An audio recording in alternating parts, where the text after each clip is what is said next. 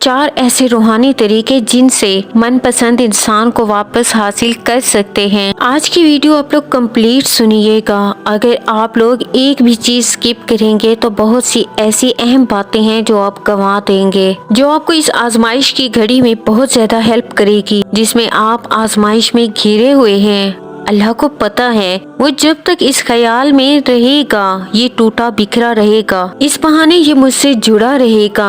دیکھیں اللہ تعالیٰ اپنے بندے سے بہت زیادہ پیار کرتا ہے۔ آپ بے فکر رہیں، وہ آپ کو مسلسل اس کیفیت میں نہیں رکھے گا۔ وہ کیسے آپ کو اس کیفیت سے نکالے گا میں آگے آپ کو بتاتی ہوں، اور اس سے پہلے میں ایک بہن کا سوال شامل کرنا چاہتی ہوں جو اسی ویڈیو سے ریلیٹڈ ہے۔ السلام علیکم آپی، ایک بات بتائیں، اگر کوئی انسان موو آن کر جائے جو جتنا چاہنے والا ہو، یہ ہاتھ کا چھالا بنا کر رکھے، آخری دم تک یاد رہنے والی یادیں ہوں جو بھلائی نہ جا سکتی ہوں، لیکن چھوٹی سی بات پر حالات کا بگڑ جانا، وہ موو آن کر جائے، کسی اور کے ساتھ انگیج ہو جائے، لیکن اس سے بڑھ کر درد اور تکلیف کی بات یہ کہ یہ سب جاننے کے باوجود اسی کو مانگنا جبکہ حالات اتنی بگڑ گئے، دونوں طرف سے ناممکن ہو گیا ہو، پھر بھی اس انسان کی طرف دیکھ رہی تھی کہ وہ اس وقت مجھے اکیلا تو نہیں چھوڑ دے گا، لیکن دیکھیں وہی ہوا، اس نے مجھے اکیلا چھوڑ دیا، منگنی ہو گئی، اب کچھ نہیں ہو سکتا۔ تو میرا سوال یہ تھا کہ ہم پھر بھی مانگیں،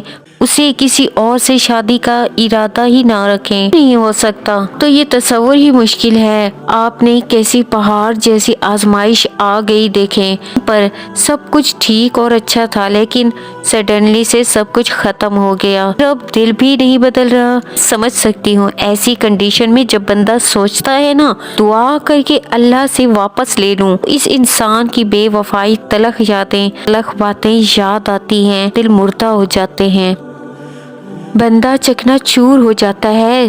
تو کیا کرنا چاہیے ایسی سچویشن میں؟ اس سب سے پہلے جواب میں دوں، قرآن سے آپ کو بتا دوں کہ سورۃ الفرقان کی آیت نمبر 20 میں، اور ہم نے تم کو ایک دوسرے کے لیے آزمائش بنایا ہے، کیا تم آزمائش پر صبر کرو گے؟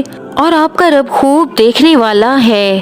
اس سے کیا ثابت ہوتا ہے کہ جو بھی اب تک حالات آئے ہیں نا سب اللہ کی رضا سے آئے۔ لیکن جب انسان پر اچھا وقت آتا ہے تو وہ اپنی دنیا میں مست ہو جاتا ہے، اللہ کو بھول جاتا ہے، اپنی خوشی پر ناز کرتا ہے، ایک دوسرے کی محبت پر، اس انسان پر اس کی محبت کی تعریف کرتے تھے، کی طرف دن رات دیکھتے تھے، رب نے وہیں سے تو توڑا۔ اور ایسے حالات کے بعد اللہ اپنے بندے سے پوچھتا ہے، اتنا بھروسہ ہے مجھ پر، صبر کرو گے؟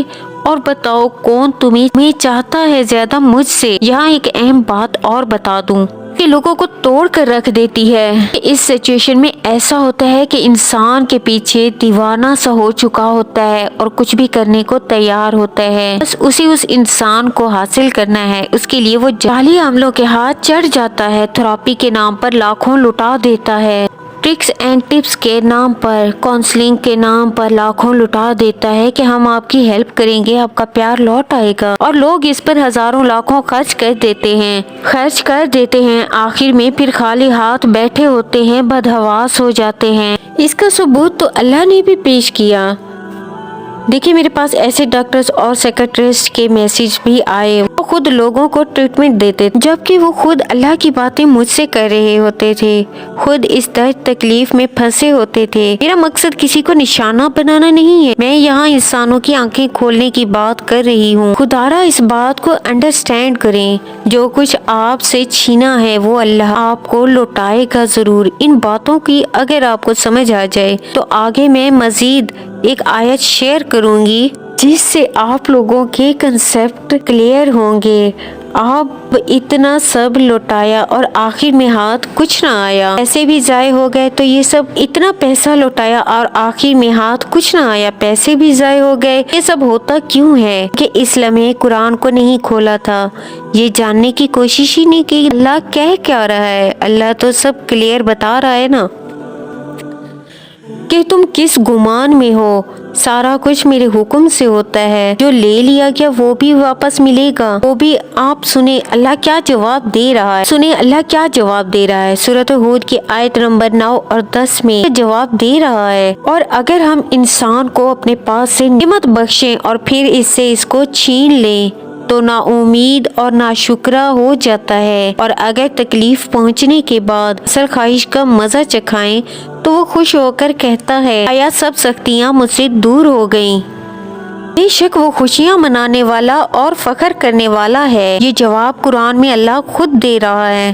तुम्हें कोई जवाब दे रहा है, तुम्हें कोई आपको ऐसे जवाब देगा? लोग दवाइयाँ खा खा कर डिप्रेशन से घिरे होते हैं लेकिन निजात नहीं मिलती।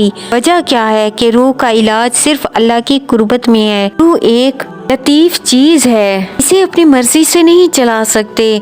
आप जितना दुनिया की रौनकों में इसे धकेलेंगे इसमें बेसुकूनी होगी। कुरान में अल्लाह क्लियर कहता है कि मेरे जिक्र में सुकून है। आपको अल्लाह की चौखट पर ही बैठना होगा। अगर आप ये जान लें जो मुझसे ले लिया गया वो अल्लाह ने ही लिया और मुझसे वापस भी एक टेस्ट के बाद करेगा और मिलेगा भी इसी के हुक्म से, तो यकीन करें वो इधर से उधर कभी भटकेगा नहीं, फैशन में नहीं मरेगा।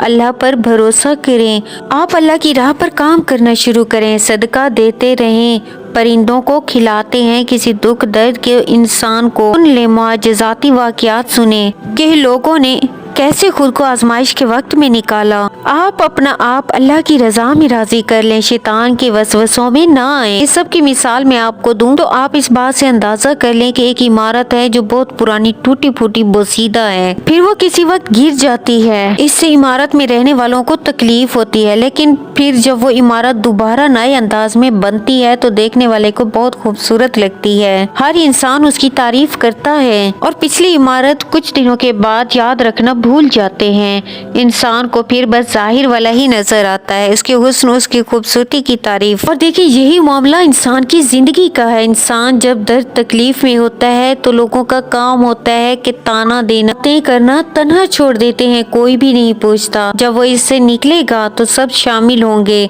सब अपना हिस्सा डालकर तारीफें करेंगे। यहाँ मैं वीडियो का एंड करती हूँ। उम्मीद करती हूँ कि आज की वीडियो ने आपकी हेल्प की होगी। इंशाल्लाह मिलेंगे नेक्स्ट वीडियो में। अल्लाह हाफिज, जज़ाकल्लाह।